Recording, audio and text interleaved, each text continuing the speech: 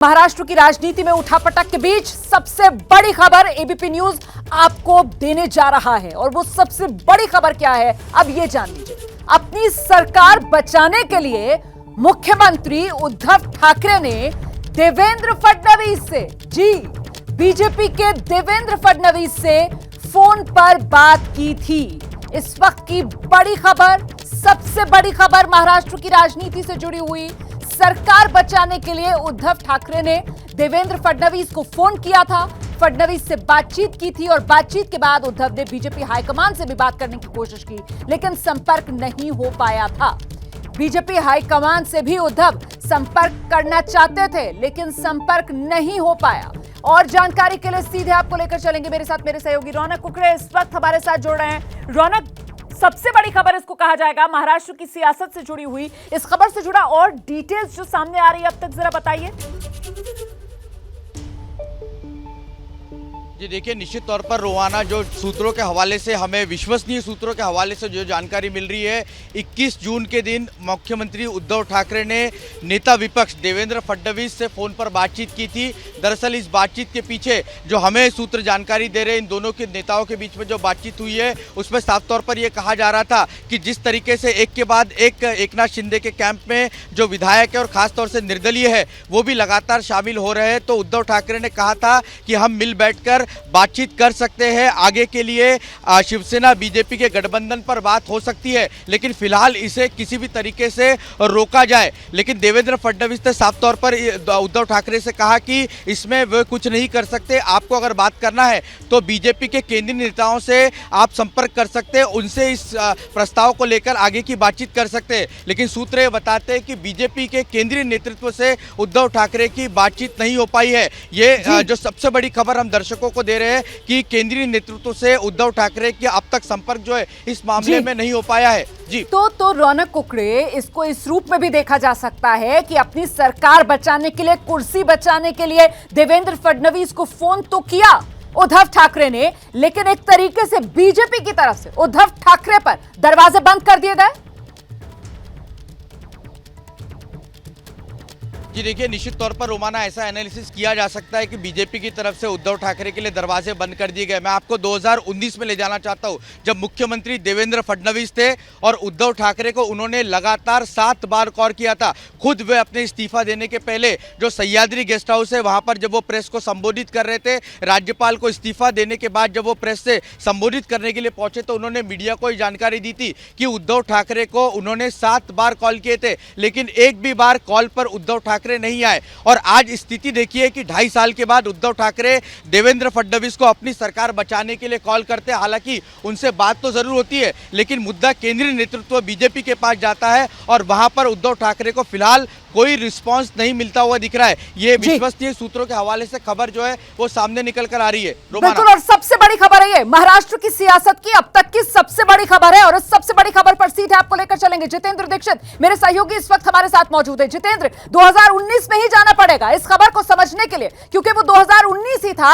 जब देवेंद्र फडणवीस के मुंह से, बीजेपी के मुंह से सत्ता का निवाला अगर किसी ने छीना था तो वो उद्धव ठाकरे थे। और कुल मिलाकर जिस तरीके से यह खबर आ रही है कि अपनी सरकार बचाने के लिए उद्धव ठाकरे देवेंद्र फडणवीस को फोन करते हैं, लेकिन बीजेपी हाईकमान से उनका संपर्क नहीं हो पाता, तो कुल मिलाकर कहा जा सकता है कि बीजेपी ने उद्धव ठाकरे से हिसाब बराबर कर लिया।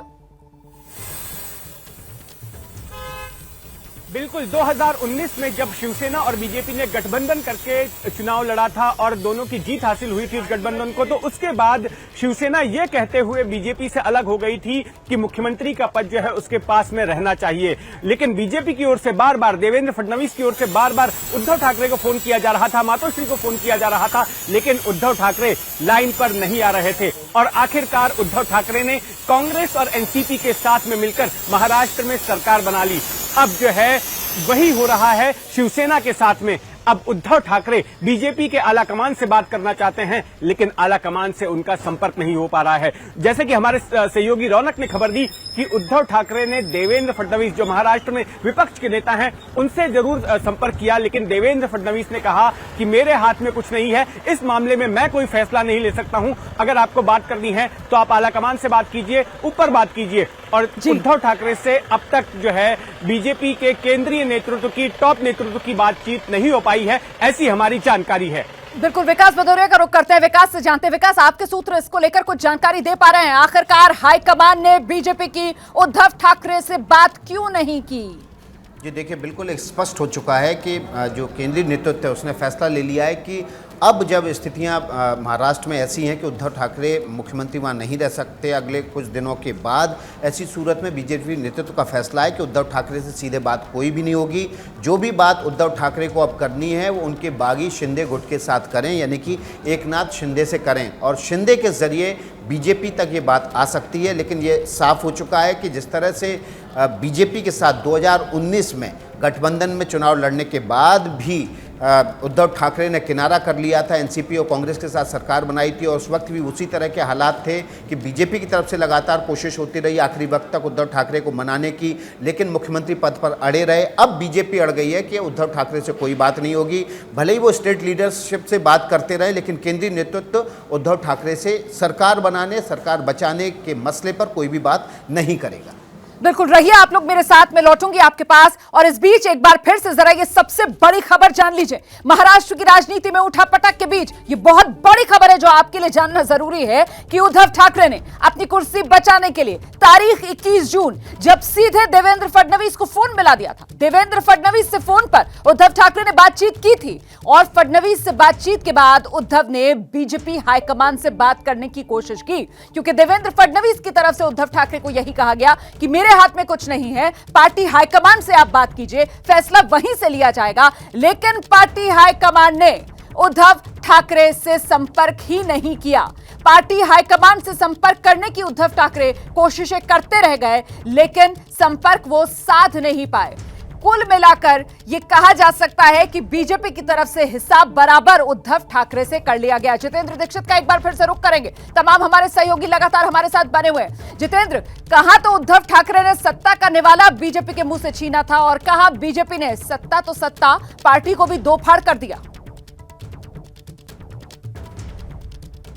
जी हाँ, बिल्कुल, पार्टी को दो फाड़ कर दिया है। और अब मैं जिस जगह पर मौजूद हूं, ये जगह है महाराष्ट्र का राजभवन, जहां मौजूद हैं राज्यपाल भगत सिंह कोश्यारी। और अब सबको इंतजार है कि आखिर इस राजभवन में क्या हलचल होती है, क्योंकि बीजेपी सूत्रों से कल हमें पता चला कि अब जल्द ही राज्यपाल की ओर से खत भेजा जा सकता है उद्धव ठाकरे को, और उनसे कहा जा सकता है कि आप जो है विशेष सत्र बुलाकर विधानसभा में अपना बहुमत साबित कीजिए। और ऐसा खत जो है राज्यपाल किन सूरत में भेजेंगे? एक सूरत यह हो सकती है कि एकनाथ शिंदे की ओर से राज्यपाल को खत लिखा जाए और यह बताया जाए कि ठाकरे सरकार से हमारा समर्थन वापस हो गया है। दूसरी सूरत यह है कि बीजेपी राज्यपाल को खत लिखे, और तीसरी सूरत यह है कि राज्यपाल स्यो मोटो जो है वो संज्ञान ले जो कुछ भी चल रहा है, और उस आधार पर ठाकरे सरकार को कहें कि आप सदन में अपना बहुमत हासिल करके दिखाइए। कोई छोटी पार्टियां निर्दलीय भी आकर इस तरह का खत दे सकते हैं, तो उसके आधार पर भी संज्ञान लिया जा सकता है। रोमाना, बिल्कुल, रौनक कुकड़े का रुख करते हैं। रौनक, लेकिन कुल मिलाकर जिस तरीके से सत्ता में वापसी की बीजेपी की तरफ से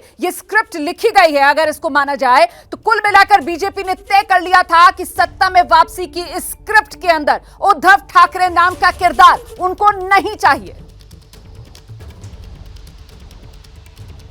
जी, निश्चित तौर पर ऐसा कहा जा सकता है, क्योंकि 2019 में जिस तरह का व्यवहार शिवसेना और खासतौर से उद्धव ठाकरे की शिवसेना, ऐसा कहे तो गलत नहीं होगा, क्योंकि उनकी तरफ से ही इस तरह के डिसीजंस लिए गए कि कांग्रेस और एनसीपी जैसी पार्टियों के साथ जाकर उद्धव ठाकरे ने सरकार बनाई और वह राज्य के मुख्यमंत्री बने। जबकि उस वक्त भी कई जो शिवसेना के विधायक थे जो आज शिंदे कैंप में जाकर दिखाई दे रहे हैं, उस वक्त भी दबी जुबान में लगातार वो इस बात का जिक्र करते थे कि हमारा जो चुनाव क्षेत्र है वहां पर हमारी सीधी तौर पर लड़ाई एनसीपी से है, लिहाजा एनसीपी के साथ सरकार बनाना आने वाले वक्त में हमारे लिए ही मुश्किल भरा मुश्किल भरा कदम जो है वो साबित होगा। लेकिन पार्टी अध्यक्ष उद्धव ठाकरे ने उस वक्त फैसला ले लिया था, इसलिए वो अपने पार्टी अध्यक्ष उद्धव ठाकरे के फैसले के साथ खड़े थे। लेकिन अब जब सरकार को 2.5 साल पूरा होता दिख रहा है और जब ये देखने को मिल रहा है ग्राउंड पर कि एनसीपी उनके सामने के जो उनके एनसीपी के नेता है उनको ताकत दी जा रही है, लगातार फंड दिए जा रहे हैं, तो इसीलिए ये सरकार जो है वो मुश्किल में आती हुई दिख रही है। और जो शिंदे कैंप के साथ लगातार एक के बाद एक शिवसेना के विधायक जुड़ते जा रहे हैं, ये इसकी वजह है। और उद्धव ठाकरे को इस पूरी प्रोसेस से शिवसेना के विधायक जो है बाहर रखते हुए दिख रहे हैं। जी बिल्कुल, मैं लौटूंगी आपके पास, जल्दी से रुक कर लेते हैं। विकास भदौरिया भी इस वक्त हमारे साथ मौजूद है। विकास, अब जिस तरीके से दगाबाजी, धोखेबाजी की ये आरोप शिवसेना की तरफ से अपने बागियों पर लगाए जा रहे हैं, 2019 का अगर जिक्र करें तो इसी तरीके के आरोप बीजेपी की तरफ से शिवसेना पर लगाए जाते थे। और उस दौरान व्यक्तिगत रिश्तों की अगर बात की जाए तो फिर ठाकरे परिवार, प्रधानमंत्री नरेंद्र मोदी के बीच व्यक्तिगत रिश्तों की दुहाई तक दी जाती थी। लेकिन कड़वाहट जिस तरीके से बढ़ती गई और खासतौर से सार्वजनिक मंचों पर जिस तरीके की कड़वाहट दिखाई उद्धव ठाकरे ने प्रधानमंत्री नरेंद्र मोदी तक के लिए, यह भी उसकी एक बड़ी वजह माना जा सकता है कि हाईकमान ने उद्धव ठाकरे से बात तक नहीं की। ये देखिए, राजनीति बहुत निष्ठुर होती है और रोमाना ये समझना होगा कि जो सत्ता में होता है या जिसके पास सत्ता आ रही होती है वो अपने विरोधियों का निष्ठुरता से दमन करता है, उनको निष्ठुरता से इग्नोर भी करता है। एक समय था जब उद्धव ठाकरे के पास सत्ता थी, सत्ता में वो जा रहे थे, तब उन्होंने बीजेपी और बीजेपी से जुड़े तमाम नेताओं का निष्ठुरता से दमन किया, उनको इग्नोर किया, उनके फ़ोन कॉल्स नहीं लिए। अब बीजेपी के पास ये सत्ता आती हुई दिखाई दे रही है, शिंदे गुट के पास ये सत्ता आती हुई दिखाई दे रही है। तो जाहिर तौर पर जो सत्ता का स्वभाव है कि वो निष्ठुरता के साथ अपने विरोधियों, प्रतिद्वंदियों को कुचलते हैं, उसी तरह से अब शिंदे गुट और बीजेपी भी रवैया अपना रही है। वो उद्धव ठाकरे के फ़ोन कॉल्स को इग्नोर कर रही है। उन्हें पता है कि उद्धव ठाकरे के नीचे से कुर्सी खिसक चुकी है, उनके पास अब मुख्यमंत्री की कुर्सी ज़्यादा दिन नहीं रहने वाली है, कुछ दिनों की और बात है। ये मामला चूंकि कानूनी पेचीदगियों में फंस गया है, इसलिए हो सकता है कि थोड़ा वक्त और ज़्यादा लगे। लेकिन उद्धव ठाकरे का ये फ़ोन कॉल ये बताता है कि वो किस तरह से बेचैन है कि किसी तरह से उनकी सत्ता बची रहे। हालांकि अब ये भी साफ हो चुका है जब उन्होंने वर्षा जो सरकारी निवास है मुख्यमंत्री का वो छोड़ा कि वो ये जान चुके हैं कि सत्ता अब उनके पास, कुर्सी उनके पास बहुत ज़्यादा दिन नहीं रहेगी और इसलिए अब वो मातोश्री के शरण में हैं। लेकिन अभी भी उन्होंने कोशिशें बंद नहीं की हैं। वो लगातार, भले ही संजय राउत टीवी स्क्रीन पर आकर कुछ भी बोल रहे हो, लेकिन पर्दे के पीछे की कोशिशें लगातार जारी हैं। उनको पता है कि अगले 5 से 6 दिनों के भीतर उनके खिलाफ शिंदे गुट या बीजेपी इस बात का राज्यपाल को पत्र सौंप देंगे कि अब इस सरकार के पास बहुमत नहीं है, ये सरकार अल्पमत में आ चुकी है। ऐसी सूरत में विधानसभा का सत्र बुलाकर वहां पर बहुमत परीक्षण कराया जाए। तो जाहिर तौर पर पर्दे के पीछे कोशिशें जारी रहेंगी और उसी कोशिश का ये नमूना था कि उन्होंने फडणवीस से बातचीत करके, आला नेतृत्व से बीजेपी के बातचीत करने की कोशिश की। मैं आपको जरा सा रोकूंगी क्योंकि आपने यहाँ पर एक बहुत बड़ी जानकारी दर्शकों को दी है। मुझे लगता है जरा ये जानकारी एक बार फिर से मैं दोहरा दूं दर्शकों के लिए, वो ये कि महाराष्ट्र में 5 जुलाई से पहले, तारीख जान लीजिए आप, ये बड़ी जानकारी सामने आ रही है। महाराष्ट्र में सरकार बनाने को लेकर ये बहुत बड़ी खबर है जो अभी अभी एबीपी न्यूज पर आप देख रहे हैं। 5 जुलाई से पहले सरकार गठन की कोशिश होगी। बागी विधायक दल की ओर से राज्यपाल को सरकार से समर्थन वापसी की औपचारिक सूचना जल्द दे दी जाएगी। ऐसी खबर सामने आ रही है कि एकनाथ शिंदे गुट की तरफ से जल्दी ही राज्यपाल को चिट्ठी भेजी जाएगी कि वो इस सरकार से समर्थन वापस ले रहे हैं। और कुल मिलाकर नई सरकार के गठन के लिए जो तारीख सामने आ रही है, महाराष्ट्र में 5 जुलाई से पहले बताया जा रहा है सरकार गठन की कोशिश है। हम सीधे रुक करते हैं। जितेंद्र दीक्षित हमारे सहयोगी इस वक्त हमारे साथ मौजूद हैं। कुल मिलाकर जितेंद्र दीक्षित, 5 जुलाई मतलब काउंटडाउन शुरू हो चुका है। उद्धव की सरकार जाना तय और बीजेपी की सत्ता महाराष्ट्र में आना तय।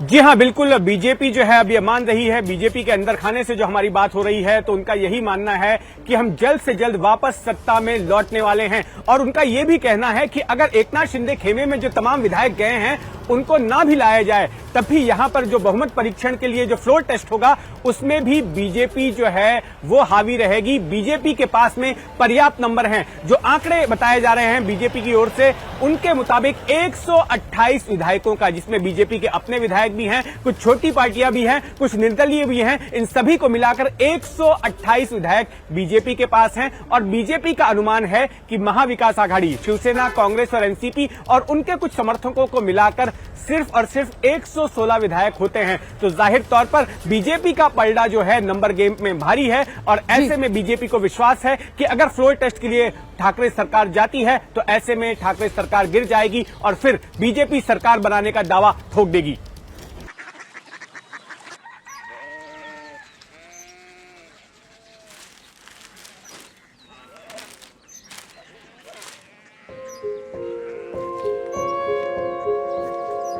बाबा बाबा कोरिया सिटी जानिए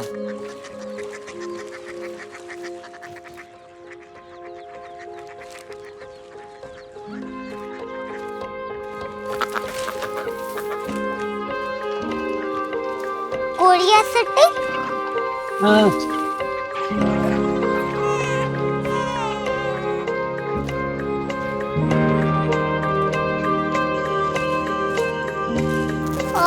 कोरिया सिटी कहाँ पे है? शहर अंग्रेजी लगे हैं।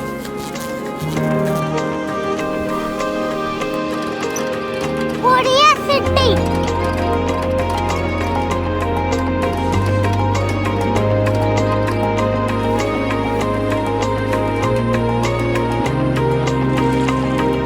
वो बहुत दूर है।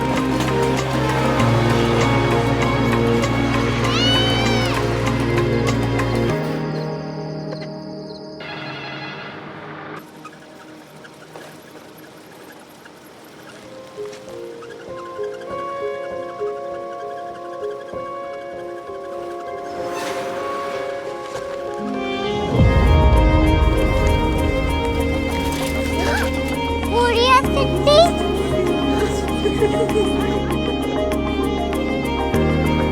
दुनिया को कुछ लोग बड़े होते हैं। कोरिया सिटी कहाँ है? प्रोफेसर साहब को पता होगा। हो, ये छोटा वाला ग्लोब लगता है और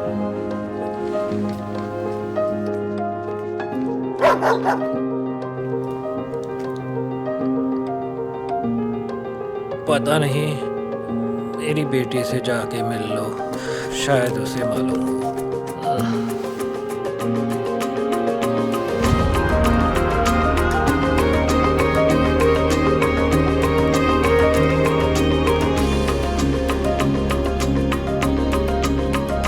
हाय, बाबा ने भेजा है। Come here. Korea city. Korea city नहीं, क्यूरियोसिटी। वो क्या? That's what brought you here? जो तुम्हें यहाँ तक ले आया। क्यूरियोसिटी।